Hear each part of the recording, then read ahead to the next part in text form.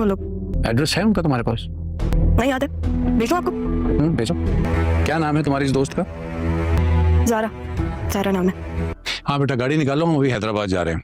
झूठा निकला ना बेटा तो तुम्हारी खैर नहीं।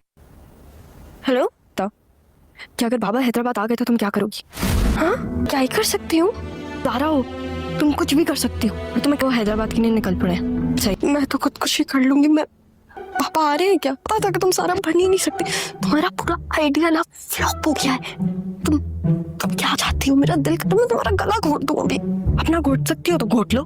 नहीं, मैं मर जाऊंगी। मैं तुम्हें मरने नहीं दूंगी, सही है ना?